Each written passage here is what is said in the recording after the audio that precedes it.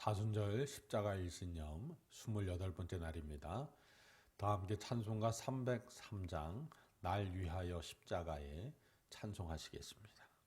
날 위하여 십자가에 중한 고통 받으사 대신 죽은 주 예수의 사랑하신 은혜여 보배로운 피를 흘려 영영 죽을 죄에서 구속함을 받은 우리 어찌 찬양 안 할까. 예수 안에 있는 우리 한량없이 즐겁고 주 성령의 위로함이 마음속에 차도다. 천국 음악 소리 같은 은혜로운 그 말씀 끊임없이 듣는 우리 어찌 찬양 안 할까. 이 세상의 모진 풍파 쉬지 않고 불어도 주님 안에 보호받는 우리 마음 편하다. 늘 깨어서 기도하고 저 천국을 바라며 주님만을 기다리니 어찌 찬양 안 할까. 아멘. 사도신경으로 우리의 신앙을 함께 고백합니다. 전능하사 천지를 만드신 하나님 아버지를 내가 믿사오며 그 외아들 우리 주 예수 그리스도를 믿사오니 이는 성령으로 잉태하사 동정녀 마리아에게 나시고 본디오 빌라도에게 고난을 받으사 십자가에 못 박혀 죽으시고 장사한 지 사흘 만에 죽은 자 가운데서 다시 살아나시며 하늘에 오르사 전능하신 하나님 우편에 앉아 계시다가 저리로서 산자와 죽은 자를 심판하러 오시리라.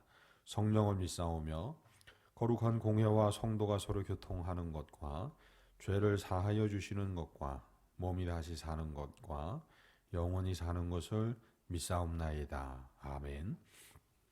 하나님 말씀은 마태복음 22장 34절에서 40절까지 말씀입니다. 신약성경 38면에 있습니다. 마태복음 22장 34절에서 40절까지 말씀입니다. 함께 봉독합니다. 예수께서 사두개인들로 대답할 수 없게 하셨다 함을 바리새인들이 듣고 모였는데 그 중에 한 율법사가 예수를 시험하여 묻되 선생님, 율법 중에서 어느 계명이 크니이까? 예수께서 이르시되 내 마음을 다하고 목숨을 다하고 뜻을 다하여 주 너의 하나님을 사랑하라 하셨으니 이것이 크고 첫째 되는 계명이요 둘째도 그와 같으니 내 이웃을 내 자신같이 사랑하라 하셨으니 이 두 계명이 온 율법과 선지자의 강령이니라. 아멘. 할렐루야. 오늘 말씀에 예수님께서 바리새인 중에 한 율법사에게 이러한 질문을 받습니다. 선생님, 계명 중에 어느 것이 가장 큽니까? 라는 그러한 질문을 받습니다.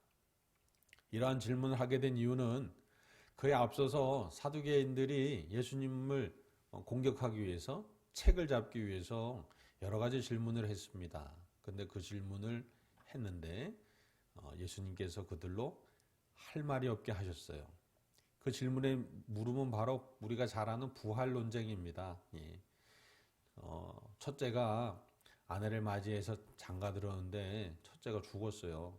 그런데 그럼 이제 둘째와 자식을 아들을 남겨주기 위해서 둘째가 다시 형수와 결혼을 한 거죠. 뭐 이런 식으로 해서 일곱째까지 다 이 형수와 결혼을 했는데 자식 없이 죽은 그 문제에 대해서 부활 논쟁에 대해서 예수님께서 사두개인들로 할 말이 없게 하셨다는 얘기를 듣고 바리새인들이 그러면 우리가 가서 우리가 아주 교묘한 질문으로 책을 잡아볼게 이렇게 하면서 예수님한테 가식으로 질문을 하는 겁니다.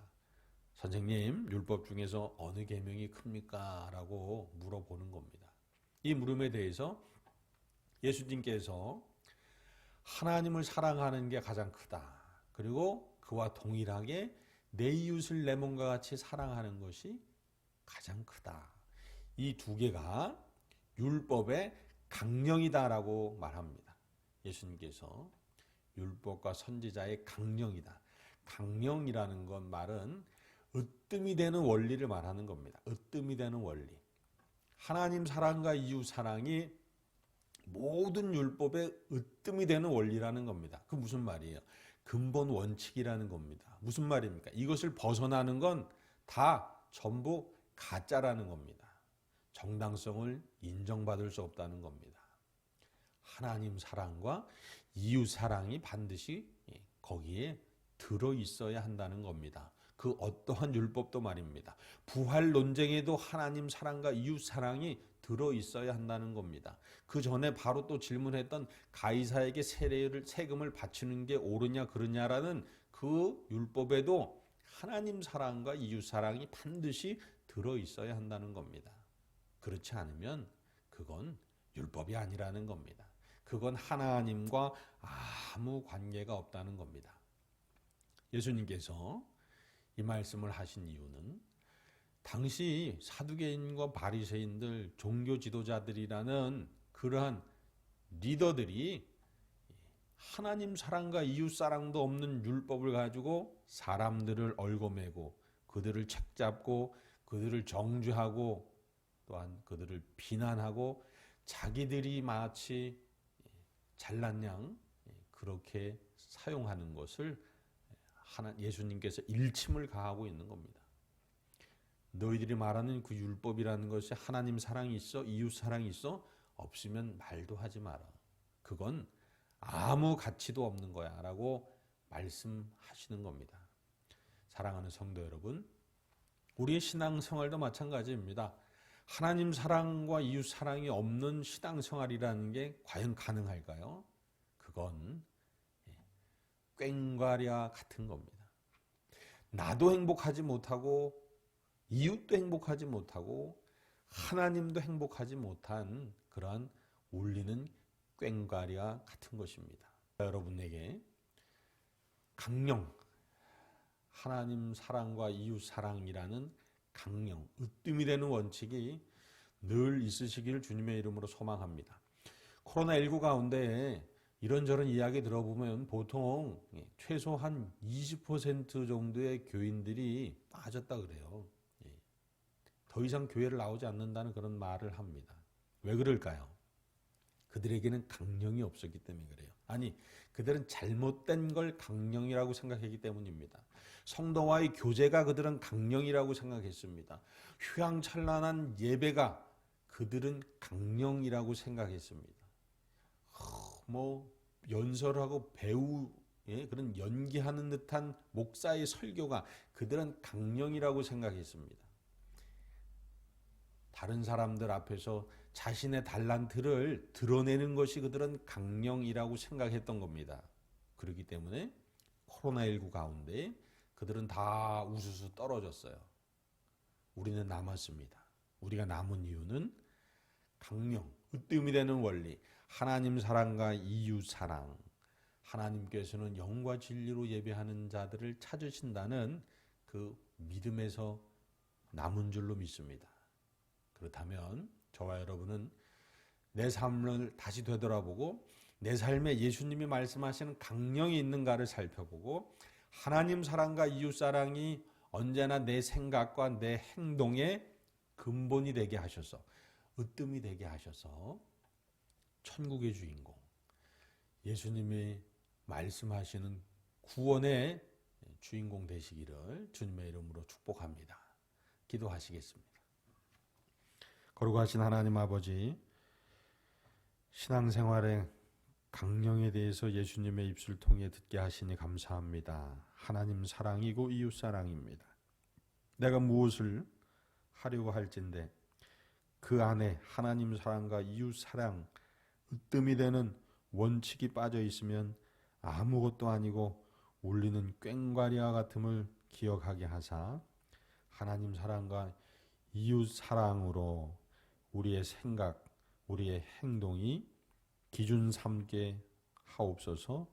그리하여 언제나 구원의 주인공 되게 하시고 천국의 주인공, 예수님의 칭찬의 주인공 되게 하여 주옵소서. 감사하며 우리 구주 예수 그리스도의 이름으로 기도드립니다. 아멘. 하늘에 계신 우리 아버지여, 이름이 거룩히 여김을 받으시오며 나라가 임하시오며 뜻이 하늘에서 이루어진 것 같이 땅에서도 이루어지이다. 오늘 우리에게 일용할 양식을 주시옵고 우리가 우리에게 죄 지은 자를 사하여 준 것 같이 우리 죄를 사하여 주시옵고 우리를 시험에 들게 하지 마시옵고 다만 악에서 구하시옵소서. 나라와 권세와 영광이 아버지께 영원히 있사옵나이다. 아멘.